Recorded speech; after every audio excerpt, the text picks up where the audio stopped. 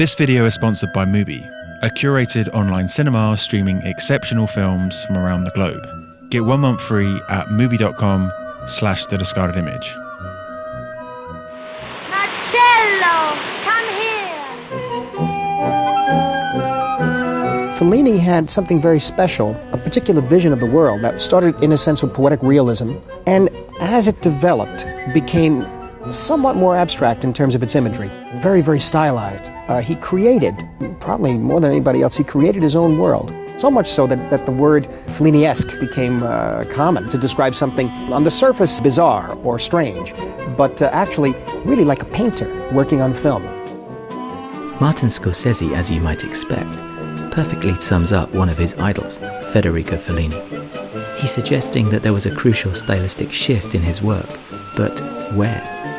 Well, one possible starting point is perhaps Fellini's single most emblematic sequence and image, the one that's been the most reproduced, referenced and repackaged, the Trevi fountain scene from 1960's La Dolce Vita.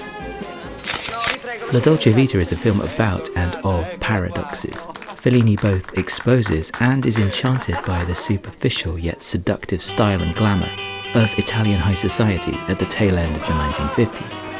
It's a film that moves with an elegant lightness of touch through its characters' heavy, soul-searching odysseys. Dovrei cambiare tante cose. The Trevi fountain scene embodies this duality.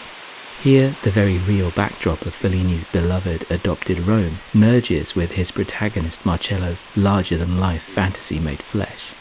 We see lust and frustration, elation and humiliation in one startling, iconic image. Listen. Whose imitators only ever choose to see it as wish fulfillment. This is Fellini charting massive social change and potential moral decline through the rise of hedonistic consumer culture. It's a seismic shift for the country and a world away from his own beginnings on film.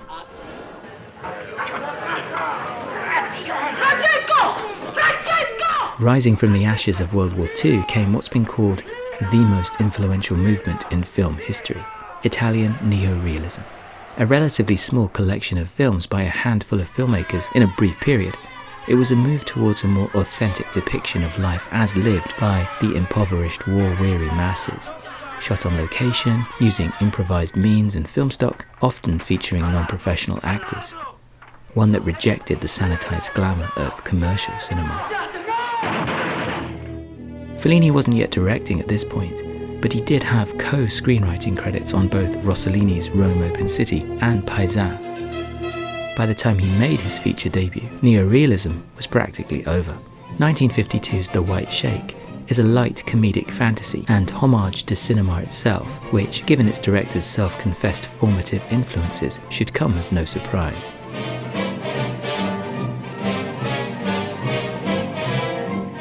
That said, Fellini's subsequent 1950s films certainly feel somewhat indebted to neo-realism. His follow-up, the autobiographical I Vitelloni, traces 5 young working-class men growing up in a small seaside town, as he himself did. The other films, La Strada, Il Bidone and Nights of Cabiria, all deal with those struggling on the margins. Travellers, grifters, prostitutes, harsh lives with tough livelihoods. Yet there's always an element of showmanship in the filmmaking or self-conscious performance among the characters, pointing towards a more poetic approach. Plus, Fellini was already working with Oscar-winning North American leading men like Broderick Crawford or Anthony Quinn.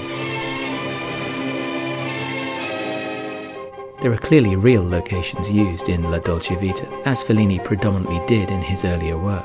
But the film is also where Fellini starts to evolve his style, embrace showbiz artifice and create and control reality more brazenly. St. Peter's Church interiors, for example, and even the famous Via Veneto, both rebuilt in Cinecittà's studios.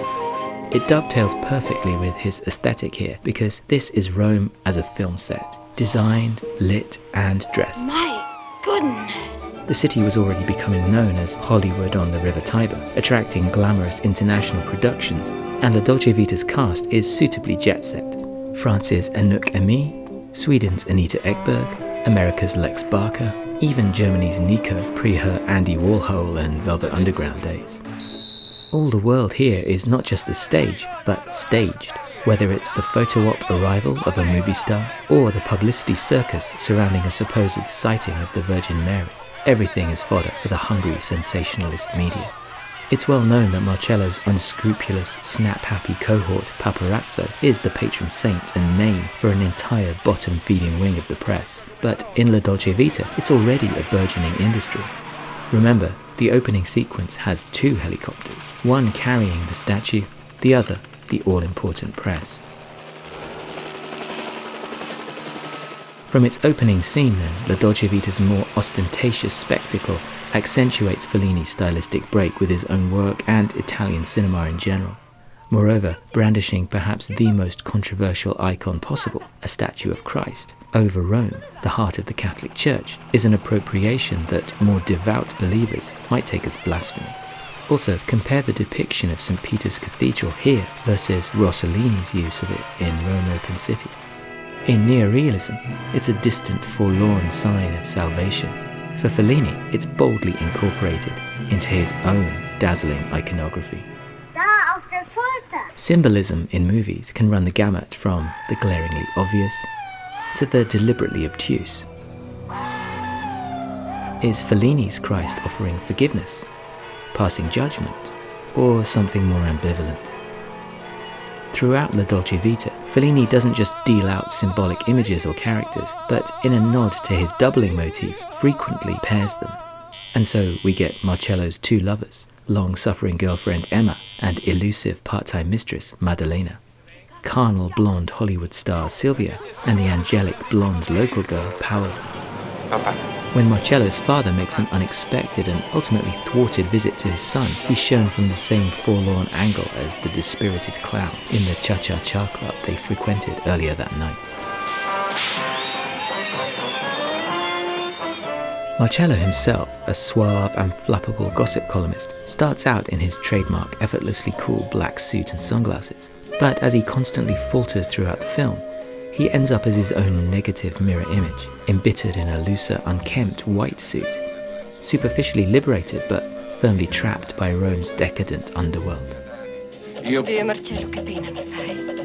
Marcello constantly ascends and descends the city's many levels without really getting anywhere. He's searching for something more profound and for a time believes he may have found inspiration in Steiner, a wealthy intellectual and apparently content family man. Their first meeting on screen even comes inside a sacred place. But when Steiner's self-inflicted tragedy suddenly strikes, Marcello's faith collapses, and he spirals down into greater despair and self-loathing. The film began with Christ on high. At the end, there's only the watchful eye of an unnamed monstrosity dredged up from the sea depths. Marcello's sweet life, so vibrant and alluring at first, has soured, turned grotesque. On its 1960 release, La Dolce Vita became an instant, enormous scandal whose alleged debauchery and sacrilege nearly got Fellini excommunicated from the church, and a commercial and critical smash, winning over worldwide audiences and awards, including the Cannes Film Festival's Palme d'Or. Both notoriety and adulation seem to have inspired Fellini to push the limits even more. Marcello's exploits are barely a narrative. They're more individual vignettes, unified by Fellini's expert blending of the sublime and the sinister. Entire characters, particularly the women, drop in, then abruptly disappear. His camera is more an objective observer, generally capturing action from wide, medium or 2 shots, the long-lensed widescreen compositions flattening the images out across the screen. From his next film onwards, 8½, about a surrogate director struggling with his next feature, Fellini embraced even more fragmented storytelling and a more personal style that continued throughout his career. Contrast the airborne openings for La Dolce Vita and its follow-up.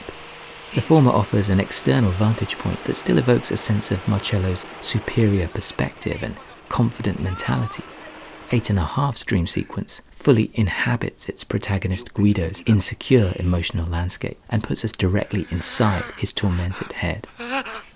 Sono la moglie di Steiner. Yet Fellini is already experimenting with subjectivity in Dolce Vita too, most overtly in this seemingly first-person shot as Marcello enters Steiner's home that gracefully switches to a more objective point of view.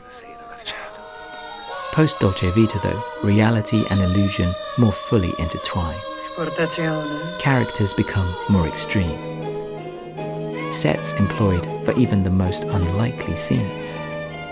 Spectacle ever more excessive, surreal. Political or religious imagery ever more critical. Fellini now frequently stamped his authorship even more emphatically upon his work, his name often part of the very titles. And Amarcord, of course, means I remember. These extravagant later films are a long way from the more grounded charms of I Vitelloni or Cabiria. But in terms of the key shift in what Martin Scorsese calls the journey of one artist using film and cinema as his tool. La Dolce Vita is its turning point, where its director first announced himself as bigger than life, bigger than movies even, in a film that balances desire and despair, celebration and condemnation, where real-life inspiration plays out as inventive personal fantasy and points the way towards even more fevered celluloid dreams. 60 years on, La Dolce Vita remains Federico Fellini's own cinematic sweet spot. Hi, Julian here. Federico Fellini is one of the most revered directors in world cinema, championed by current filmmakers like Nicholas Winding Refn, Paolo Sorrentino, and as we mentioned in the video, Martin Scorsese. These are all the types of filmmakers this video sponsor Mubi celebrates on their streaming platform. In fact, over here in the UK, they're currently having a Fellini season, showcasing a number of his key works. And for those of you in the US, there's another titan of cinema who has a new film Mubi are exclusively showing. Werner Herzog's latest feature film, Family Romance, is a fictionalized take on the Tokyo-based company of the same name that offers the perfect stand-ins for absent family, friends, or admirers. It's a typically Herzogian, beguiling meditation on truth and artifice in the age of loneliness. So if you want to watch that and more, head over to Mubi.com/The Discarded Image, where you can get 30 days of great cinema for free.